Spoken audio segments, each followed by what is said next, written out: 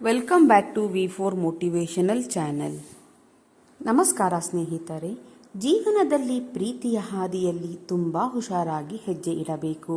ಏಕೆಂದರೆ ನಿಮ್ಮ ಹೃದಯವನ್ನು ಹೊಡೆದು ಜೊತೆಗಾರರನ್ನು ಬದಲಾಯಿಸಿಕೊಂಡು ಮುಂದೆ ಸಾಗುತ್ತಾರೆ. ಪ್ರತಿಯೊಬ್ಬರಿಗೂ ದಾರಿ ತೋರಿಸಿ ಎಂದು ಕೇಳುವುದು ಒಳ್ಳೆಯದಲ್ಲ. ಯಾಕೆಂದರೆ ನಮ್ಮ ಗುರಿಯಿಂದ ದಾರಿ ತಪ್ಪಿಸುವವರು ತುಂಬ ಜನ ಸಿಗುತ್ತಾರೆ. ಗೌರವ ಕೊಡುವವರನ್ನು ಯಾರೂ ಗೌರವಿಸುವುದಿಲ್ಲ. ಇದು ಅನುಭವದ ಮಾತು.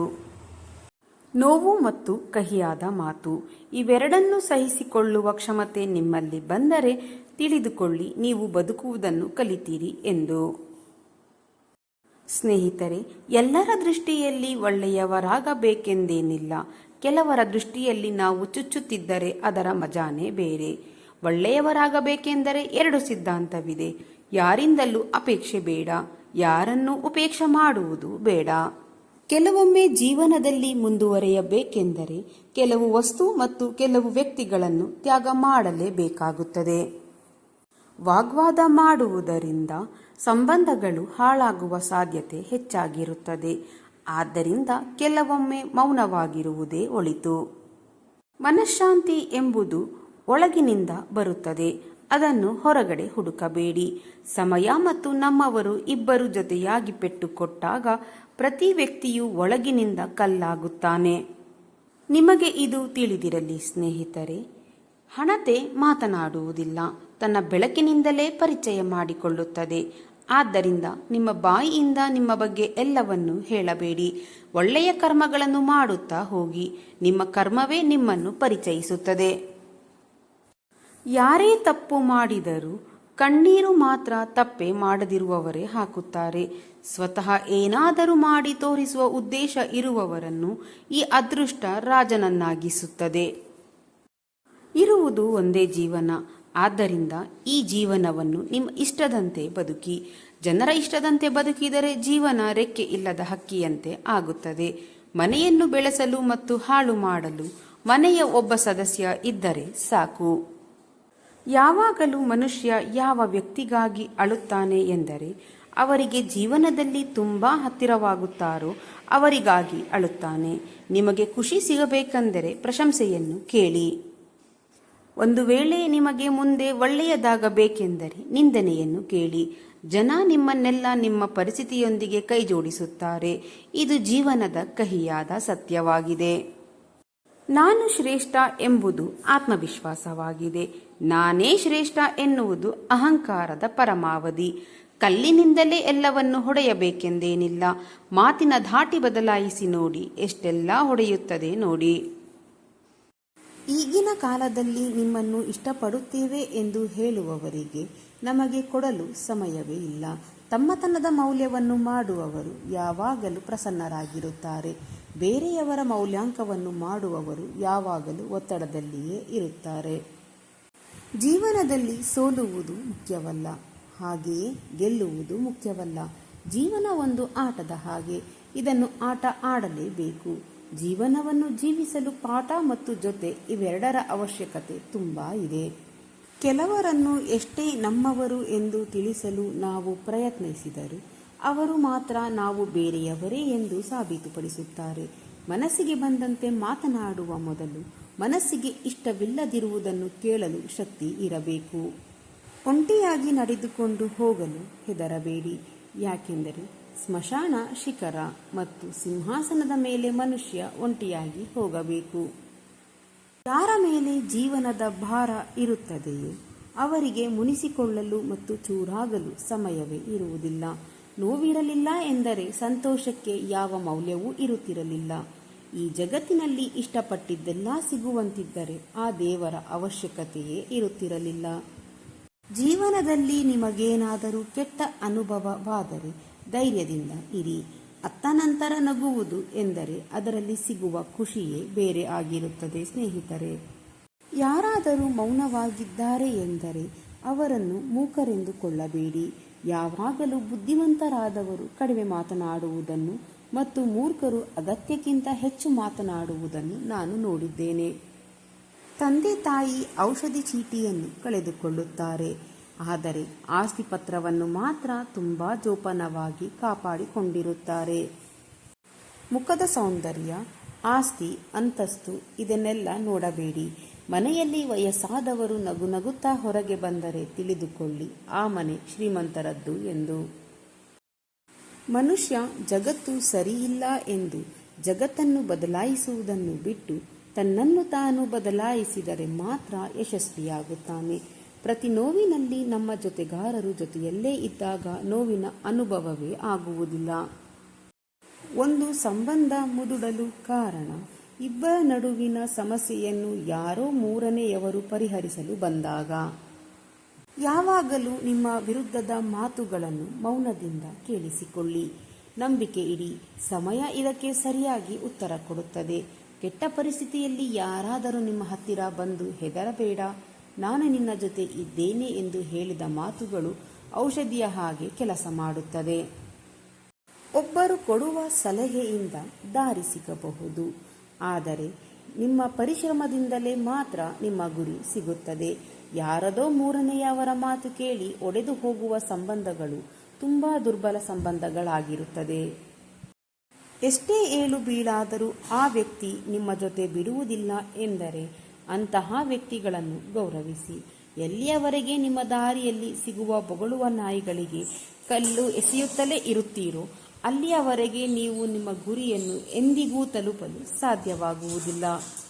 ಇಂದು ನಿಮ್ಮನ್ನು ನೋಡಿ ನಗುವವರಿಗೆ ನಾಳೆ ನಿಮ್ಮನ್ನು ನೋಡಿ ನಾಚಿಕೆಯಾಗಬೇಕು. ಅಷ್ಟು ಎತ್ತರಕ್ಕೆ ಬೆಳೆದು ತೋರಿಸಿ. ಜೀವನದಲ್ಲಿ ಮನುಷ್ಯ ಎಷ್ಟೇ ಧನ ಎಂದು ಬಾಯಿ ಬಡಿದುಕೊಂಡರೂ ಸತ್ತ ನಂತರ ಅವನ ಶೋಕ ಪತ್ರದಲ್ಲಿ ನಿಧನ ಎಂದೇ ಬರೆಯಬೇಕು. ನೀವು ಬೇರೆಯವರ ಭಾವನೆಗಳೊಂದಿಗೆ ಆಟವಾಡಿ ನೀವು ಆಟವನ್ನು ಗೆಲ್ಲಬಹುದು, ಆದರೆ ವ್ಯಕ್ತಿಯನ್ನು ಗೆಲ್ಲಲು ಆಗುವುದಿಲ್ಲ ಮತ್ತು ನೀವು ಆ ವ್ಯಕ್ತಿಯನ್ನು ಕಳೆದುಕೊಂಡು ಬಿಡುತ್ತೀರಿ. ಯಾವುದೇ ಆಗಲಿ ಅಗತ್ಯಕ್ಕಿಂತ ಹೆಚ್ಚಾದರೆ ಎಲ್ಲವನ್ನು ಹಾಳು ಮಾಡಿಯೇ ತೀರುತ್ತದೆ. ಅದು ವಿಶ್ವಾಸವೇ ಆಗಲಿ ಅಥವಾ ಅಹಂಕಾರವೇ ಆಗಲಿ. ನೀವು ತುಂಬಾ ಇಷ್ಟಪಡುವವರು ನಿಮ್ಮನ್ನು ಬೇಕೆಂತಲೇ ದೂರ ಮಾಡುತ್ತಿದ್ದರೆ ನೀವು ಅವರಿಗೆ ಕೆಲವು ದಿನಗಳವರೆಗೆ ಕಾಲ್ ಮತ್ತು ಮೆಸೇಜ್ ಮಾಡುವುದನ್ನು ನಿಲ್ಲಿಸಿಬಿಡಿ. ನಂತರ ಅವರು ತಮ್ಮ ಕಡೆಯಿಂದ ನಿಮ್ಮ ಜೊತೆ ಮಾತನಾಡಲು ಎಷ್ಟು ಪ್ರಯತ್ನಿಸುತ್ತಿದ್ದಾರೆ ಎಂಬುದನ್ನು ನೀವು ನೋಡಬಹುದು. ಅವರ ಕಾಲ್ ಇನ್ನೂ ಬರದಿದ್ದರೆ ನಿಮ್ಮ ಕಡೆಯಿಂದಲೂ ಯಾವುದೇ ಪ್ರತಿಕ್ರಿಯೆ ನೀಡಬೇಡಿ. ನಿಮ್ಮ ಜೀವನದಲ್ಲಿ ನಿಮ್ಮ ಜೊತೆ ನಿಲ್ಲಲು ಪ್ರಯತ್ನಿಸದ ವ್ಯಕ್ತಿಯನ್ನು ನಿಮ್ಮ ಜೀವನದಲ್ಲಿ ಬಿಟ್ಟು ಬಿಡುವುದು ಒಳ್ಳೆಯದು. ಪ್ರೀತಿಯ ಬಗ್ಗೆ ಏನು ಹೇಳಲು ಆಗುವುದಿಲ್ಲ ಸ್ನೇಹಿತರೆ. ಯಾಕೆಂದರೆ ಜನರು ದ್ವೇಷ ಮಾತ್ರ ತಮ್ಮ ಹೃದಯದಿಂದಲೇ ನಿಭಾಯಿಸುತ್ತಾರೆ. ಯಾರ ಮಾತಿನಿಂದ ಸಮಾಧಾನ ಎನಿಸುತ್ತದೆಯೋ ಅಂತಹವರ ಮೌನವು ನಮ್ಮನ್ನು ಕೊಂದು ಬಿಡುತ್ತದೆ. ನೋವಾಗುವ ಸತ್ಯವನ್ನು ಖಂಡಿತವಾಗಿಯೂ ಹೇಳಿ, ಆದರೆ ಸತ್ಯ ಎನಿಸುವ ಸುಳ್ಳನ್ನು ಮಾತ್ರ ಎಂದಿಗೂ ಹೇಳಬೇಡಿ. ಯಾವ ಪುರುಷ ಒಬ್ಬ ಸ್ತ್ರೀಯ ಬಾಲ್ಯವನ್ನು ಕಾಪಾಡುತ್ತಾನೋ ಅವನು ಅವಳನ್ನು ಮನಸಾರೆ ಪ್ರೀತಿಸುತ್ತಿರುತ್ತಾನೆ. ಸಾಮರ್ಥ್ಯ ಮತ್ತು ಪಾತ್ರ ಜೀವನದಲ್ಲಿ ಜೊತೆಯಾಗಿಯೇ ನಡೆಯುತ್ತದೆ. ಸಾಮರ್ಥ್ಯ ನಿಮ್ಮನ್ನು ಆಕಾಶದೆತ್ತರಕ್ಕೆ ಕರೆದುಕೊಂಡು ಹೋಗುತ್ತದೆ ಮತ್ತು ನಿಮ್ಮ ಒಳ್ಳೆಯ ಪಾತ್ರವು ನಿಮ್ಮನ್ನು ಆಶಾವಾದಿಯನ್ನಾಗಿ ಮಾಡುತ್ತದೆ. ಪ್ರೀತಿಯು ಯಾವಾಗಲೂ ಒಂದು ನಿಯಮದಂತೆ ನಡೆಯುತ್ತದೆ. ಯಾರನ್ನು ತುಂಬಾ ಪ್ರೀತಿ ಮಾಡುತ್ತೇವೆಯೋ ಅವರನ್ನೇ ಜೀವನದಿಂದ ದೂರ ಮಾಡಿಬಿಡುತ್ತದೆ ಆ ವಿಧಿ. ಪ್ರೀತಿಯಲ್ಲಿ ಮೋಸವಾದಾಗ ಹೃದಯ ಹೊಡೆದು ಯಾವ ರೀತಿ ಚೂರಾಗುತ್ತದೆ ಎಂದರೆ ಗಾಜಿನ ಆಟಿಕೆ ಒಡೆದು ಚೂರಾಗುತ್ತದೆಯಲ್ಲ ಹಾಗೆ. ಕೆಲವರು ಎತ್ತರಕ್ಕೆ ಹೋಗಲು ಎಷ್ಟು ಅವಸರ ಪಡುತ್ತಾರೆ ಎಂದರೆ ಸಣ್ಣ ಜನರ ಕೈ ಹಿಡಿಯುವುದಕ್ಕಿಂತ ದೊಡ್ಡ ಜನರ ಕಾಲು ಹಿಡಿಯಲು ಇಷ್ಟಪಡುತ್ತಾರೆ. ಕಣ್ಣಿಗೆ ಬಿದ್ದ ಒಂದು ಸಣ್ಣ ಧೂಳಿನ ಕಣ, ಕಾಲಿಗೆ ಚುಚ್ಚಿದ ಸಣ್ಣ ಮುಳ್ಳು, ಹತ್ತಿಯಲ್ಲಿ ಒತ್ತಿ ಕುಳಿತ ಬೆಂಕಿಗಿಂತಲೂ ಹೃದಯದಲ್ಲಿ ತುಂಬಿದ ಕಪಟತೆಯು ತುಂಬಾ ಭಯಾನಕ. ಸಮಯದ ಹೊಡೆತಕ್ಕೆ ನೀವು ತುಂಬಾ ಹೆದರುವಿರಾ? ಹಾಗಾದರೆ ಒಂದು ವಿಶ್ವಾಸ ಇರಲಿ, ನೀವು ಒಂದಲ್ಲ ಒಂದು ದಿನ ಸ್ಫಟಿಕದಂತೆ ಹೊಳೆಯುತ್ತೀರಾ. ನಿಮಗೆ ನೀವೇ ವಾದ ಮಾಡಿಕೊಂಡರೆ ನಿಮ್ಮ ಎಲ್ಲ ಪ್ರಶ್ನೆಗಳಿಗೂ ನಿಮ್ಮಲ್ಲಿಯೇ ಉತ್ತರ ಸಿಗುತ್ತದೆ. ಅದು ಬಿಟ್ಟು ನೀವು ಬೇರೆಯವರಿಗೆ ಪ್ರಶ್ನೆಯನ್ನು ಕೇಳಲು ಪ್ರಯತ್ನಿಸಿದರೆ ಅದು ಪ್ರಶ್ನೆಗಳಾಗಿಯೇ ನಿಲ್ಲುತ್ತವೆ. ಈಗಿನ ಕಾಲದಲ್ಲಿ ಎಲ್ಲ ವಸ್ತುಗಳು ತುಂಬ ದುಬಾರಿಯಾಗಿದೆ. ಆದರೆ ಮನುಷ್ಯ ಮಾತ್ರ ತುಂಬ ಅಗ್ಗವಾಗಿದ್ದಾನೆ, ಬೆಲೆಯೇ ಇಲ್ಲದಂತಾಗಿದ್ದಾನೆ. ಒಬ್ಬ ಒಳ್ಳೆ ವ್ಯಕ್ತಿಯ ಮೊದಲನೆಯ ಹಾಗೂ ಕೊನೆಯ ಗುರುತು ಏನು ಎಂದರೆ ತನಗೆ ಲಾಭವಿಲ್ಲದ ವ್ಯಕ್ತಿಗಳಿಗೂ ಗೌರವವನ್ನು ನೀಡುವುದು. ಸಮಯ ಒಂದು ತಕ್ಕಡಿ ಇದ್ದ ಹಾಗೆ, ಕೆಟ್ಟ ಸಮಯದಲ್ಲಿ ನಮ್ಮವರ ಭಾರ ಎಷ್ಟು ಎಂದು ಹೇಳುತ್ತದೆ. ಜೀವನದಲ್ಲಿ ನಿಮಗೆ ನೀವು ಹೇಗೆ ತಯಾರಾಗಿ ಎಂದರೆ, ನೀವು ಎಲ್ಲೇ ಇದ್ದರೂ ಎಲ್ಲರೂ ನಿಮ್ಮನ್ನು ಪ್ರೀತಿಸಬೇಕು. ಅಲ್ಲಿಂದ ಹೋದ ಮೇಲೆ ಎಲ್ಲರೂ ನಿಮ್ಮನ್ನು ನೆನಪಿಸಿಕೊಳ್ಳಬೇಕು. ಎಲ್ಲಿ ತಲುಪಬೇಕು ಎಂದುಕೊಂಡಿರುವರೋ ಅಲ್ಲಿ ಎಲ್ಲರೂ ನಿಮ್ಮ ಬರುವಿಕೆಯ ಹಾದಿ ಕಾಯುತ್ತಿರಬೇಕು. ಯಾವಾಗ ನಿಮ್ಮ ಸಮಯ ಸರಿಯಾಗಿ ಇರುವುದಿಲ್ಲವೋ ಆಗ ಜನ ನಿಮ್ಮ ಪ್ರಾಮಾಣಿಕತೆಯನ್ನು ಕೂಡ ಸಂಶಯದಿಂದಲೇ ನೋಡುತ್ತಾರೆ. ಯಾರ ಜೊತೆಗಾದರೂ ಹೆಚ್ಚು ಸಮಯ ಕಳೆಯುವುದರಿಂದ ಅವರಿಗಿರುವ ಅಭ್ಯಾಸವನ್ನು ನೀವು ರೂಢಿ ಮಾಡಿಕೊಳ್ಳುತ್ತೀರಿ. ಆದ್ದರಿಂದ ತುಂಬಾ ಯೋಚನೆ ಮಾಡಿ ಜನರೊಂದಿಗೆ ಸಮಯವನ್ನು ಕಳೆಯಿರಿ. ಕ್ರೋಧದ ಸಮಯದಲ್ಲಿ ಸ್ವಲ್ಪ ನಿಂತು ಬಿಡಿ. ಹಾಗೆಯೇ ತಪ್ಪು ಮಾಡಿದಾಗ ಬಾಗುವುದನ್ನು ಕಲಿಯಿರಿ. ಬೇರೆಯವರ ದುಃಖವನ್ನು ನೋಡಿ ನೀವು ದುಃಖ ಪಡುತ್ತಿದ್ದೀರಾ? ಹಾಗಾದರೆ ಒಂದು ತಿಳಿದುಕೊಳ್ಳಿ, ಆ ದೇವರು ನಿಮ್ಮನ್ನು ಮನುಷ್ಯನನ್ನಾಗಿಸಿ ಯಾವ ತಪ್ಪು ಮಾಡಲಿಲ್ಲ ಎಂದು.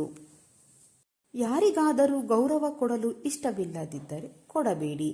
ಆದರೆ 4 ಜನರ ಮುಂದೆ ಕುಳಿತು ಯಾರಿಗೂ ಅವಮಾನ ಮಾತ್ರ ಮಾಡಬೇಡಿ. ಸಂಬಂಧಗಳಲ್ಲಿ ಯಾವಾಗಲೂ ಒಂದು ರೀತಿಯ ಭಯ ಕಾಡುತ್ತಿರುತ್ತದೆ. ಜನ ಸ್ವಲ್ಪ ಕೊಟ್ಟ ಹಾಗೆ ಮಾಡಿ ಜಾಸ್ತಿನೇ ತೆಗೆದುಕೊಂಡು ಹೋಗುತ್ತಾರೆ. ಯಾವ ಜನ ಒಬ್ಬ ಒಳ್ಳೆಯ ವ್ಯಕ್ತಿಯ ಮನಸ್ಸನ್ನು ಒಡೆದು 3ನೇ ವ್ಯಕ್ತಿಯ ಹತ್ತಿರ ಸಂತೋಷವನ್ನು ಹುಡುಕುತ್ತಾರೋ ಅವರು ಯಾವಾಗಲೂ ಮೋಸಕ್ಕೆ ಒಳಗಾಗುತ್ತಾರೆ. ಜೀವನದಲ್ಲಿ ಕೆಲವೊಮ್ಮೆ ನಾವು ಹೇಗೆ ದೊಡ್ಡ ದೊಡ್ಡ ಕಷ್ಟಗಳಿಂದ ಹೊರಗೆ ಬರುತ್ತೇವೆ ಎಂದರೆ ಯಾರೂ ನಮ್ಮ ಜೊತೆಯಲ್ಲಿ ನಿಂತು ಕಾಪಾಡುತ್ತಿದ್ದಾರೆ ಎನಿಸುವ ಹಾಗೆ. ಇದೇ ಅದೃಷ್ಟ. ಈ ಶಕ್ತಿಯನ್ನೇ ಪರಮಾತ್ಮನೆಂದು ಕರೆಯುತ್ತಾರೆ. ಜಗತ್ತು ನಿಮ್ಮ ಕೈ ಬಿಟ್ಟಾಗ ಆ ಭಗವಂತ ನಿಮ್ಮ ಕೈ ಹಿಡಿಯುತ್ತಾನೆ. ಸ್ನೇಹಿತರೆ, ಇಂದಿನ ಈ ನನ್ನ ವಿಡಿಯೋ ನಿಮ್ಮ ಮನಸ್ಸಿಗೆ ಸ್ವಲ್ಪವಾದರೂ ಪ್ರೇರಣೆ ನೀಡಿದ್ದರೆ ಒಂದು ಲೈಕ್ ಮಾಡಿ. ನಿಮ್ಮ ಅಭಿಪ್ರಾಯವನ್ನು ಕಮೆಂಟ್ ಬಾಕ್ಸ್ನಲ್ಲಿ ಹಂಚಿಕೊಳ್ಳಿ. ನನ್ನ ಪ್ರಯತ್ನ ನಿಮಗೆ ಇಷ್ಟವಾಗಿದ್ದರೆ ಈಗಲೇ ನನ್ನ ಚಾನಲನ್ನು ಸಬ್ಸ್ಕ್ರೈಬ್ ಮಾಡಿಕೊಳ್ಳಿ. ನಿಮ್ಮ ಬೆಂಬಲವೇ ನನ್ನ ಶಕ್ತಿ. ಮತ್ತೆ ಮುಂದಿನ ವಿಡಿಯೋದಲ್ಲಿ ಇದೇ ರೀತಿಯ ಹೊಸ ಮೋಟಿವೇಶನಲ್ ಮಾಹಿತಿಯೊಂದಿಗೆ ಭೇಟಿಯಾಗೋಣ. ಅಲ್ಲಿಯವರೆಗೆ ಸಕಾರಾತ್ಮಕವಾಗಿ ಯೋಚಿಸಿ ಸಂತೋಷವಾಗಿ ಬಾಳಿರಿ. ಧನ್ಯವಾದಗಳು.